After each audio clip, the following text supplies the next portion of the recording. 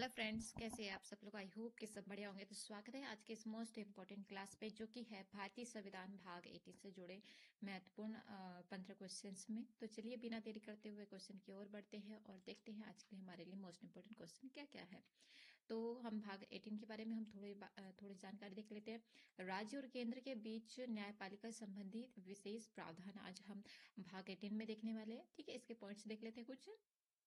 भाग 18 में राज्य के उच्च न्यायालय और केंद्र शासित प्रदेशों के लिए विशेष प्रावधान बताए गए। ठीक है, यहाँ न्यायपालिका के संचालन, न्यायाधीशों की नियुक्ति और संघीय संतुलन सुनिश्चित करता है। ठीक है, भाग का उद्देश्य राज्यों के नगरपालिका को स्वतंत्र एवं निष्पक्ष रूप से सुचारू बनाए रखना है। ठीक है, जो कि मोस्ट इंपोर्टेंट है। क्वेश्चन नंबर 1 देखते हैं।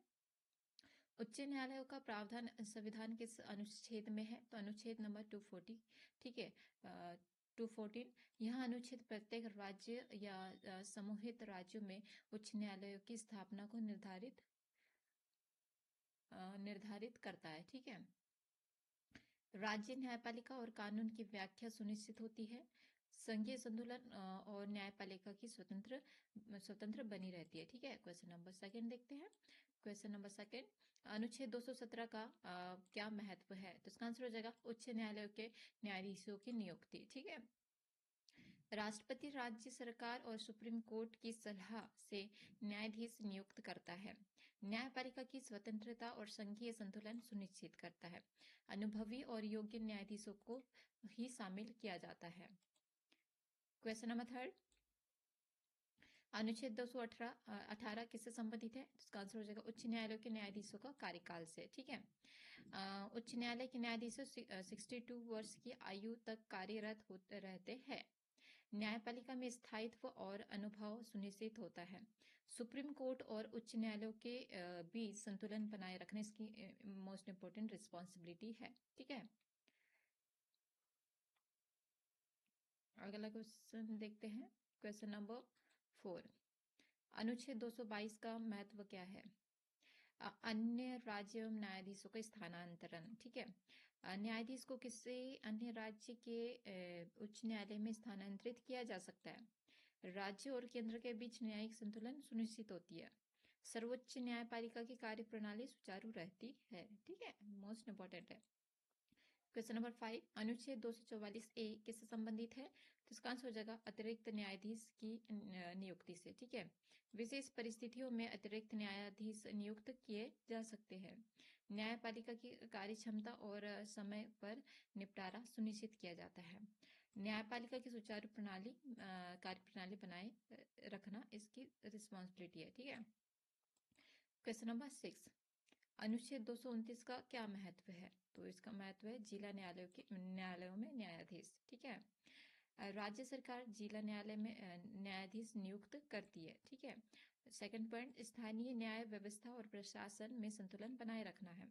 और संविधान और कानून के अनुसार न्याय सुनिश्चित किया जाता है। ठीक है, क्वेश्चन नंबर 7, अनुच्छेद 231 किससे संबंधित है? तो इसका आंसर हो जाएगा विशेष न्यायालयों की स्थापना से। ठीक है, केंद्र सरकार विशेष न्यायालयों की स्थापना कर सकती है। विशेष मामलों की सुनवाई और निष्पक्ष निर्णय सुनिश्चित कर सकती है। संघीय संतुलन और न्यायपालिका की स्वतंत्रता बनाए रखने इसकी रिस्पॉन्सिबिलिटी है। ठीक है, अगला देखते हैं। क्वेश्चन नंबर 8, अनुच्छेद 232 का क्या महत्व है? सेवा निगम और न्यायाधीशों का अनुशासन। ठीक है, न्यायाधीशों के सेवा नियम वेतन और भत्ते से निर्धारित किए जाते हैं। न्यायपालिका की निष्पक्षता और स्थिरता बनाए रखने इसकी रिस्पॉन्सिबिलिटी है। संविधान के अनुसार यह न्याय सुनिश्चित किया जाता है। क्वेश्चन नंबर 9,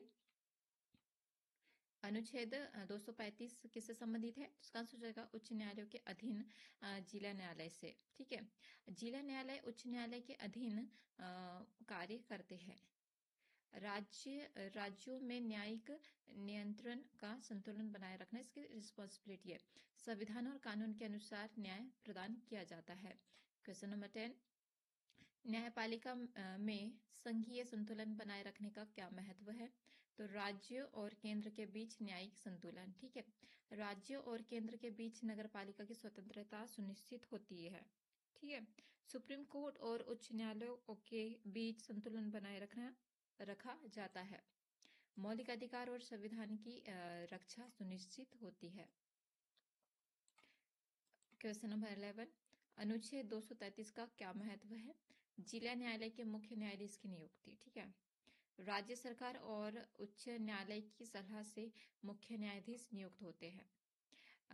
स्थानीय न्याय व्यवस्था और संघीय संतुलन सुनिश्चित होता है। न्यायपालिका की स्वतंत्रता बनाए रखना इसकी जिम्मेदारी है। क्वेश्चन नंबर 12, अनुच्छेद 234 किससे संबंधित है? तो अतिरिक्त जिला न्यायाधीश की नियुक्ति से। ठीक है, विशेष परिस्थितियों में अतिरिक्त न्यायाधीश नियुक्त किए जा सकते हैं। न्यायपालिका की कार्य क्षमता बढ़ती है। सभी मामलों का समय पर निपटारा सुनिश्चित होता है। क्वेश्चन नंबर 13, अनुच्छेद 236 का क्या महत्व है? न्यायाधीशों, इसका आंसर हो जाएगा न्यायाधीशों के स्थानांतरण और सेवा नियम से। ठीक है, उच्च न्यायालय और जिला न्यायालय के न्यायाधीशों का अनुशासन सुनिश्चित किया जा सकता है। राज्य और केंद्र के बीच संतुलन बनाए रखना इसकी जिम्मेदारी है। न्यायपालिका की स्वतंत्रता और निष्पक्षता सुनिश्चित की जा सकती है। क्वेश्चन नंबर 14, अनुच्छेद 237 किससे संबंधित है? तो इसका आंसर हो जाएगा न्यायाधीश के वेतन और भत्ते से। ठीक है, न्यायाधीशों की आर्थिक स्वतंत्रता सुनिश्चित की जा सकती है। न्यायपालिका की निष्पक्षता और स्थिरता बनाए रखना है। ठीक है, संविधान के अनुसार न्यायपालिका का कार्य स्वतंत्र है। क्वेश्चन नंबर 15, अनुच्छेद 238 का क्या महत्व है? तो इसका आंसर हो जाएगा केंद्र शासित प्रदेशों के न्यायालय। ठीक है, केंद्र शासित प्रदेशों में न्यायपालिका का नियंत्रण होता है। स्थानीय और संघीय न्यायिक संतुलन बनाए रखने इसकी जिम्मेदारी है। सभी नागरिकों के लिए न्याय सुनिश्चित की जा सकती है। तो ये हो गया हमारे भाग 18 से रिलेटेड 15 क्वेश्चंस। तो चलिए आज की वीडियो में यही समाप्त करते, मिलते हैं नेक्स्ट वीडियो में। तब तक के लिए थैंक यू सो मच। जय हिंद, जय भारत।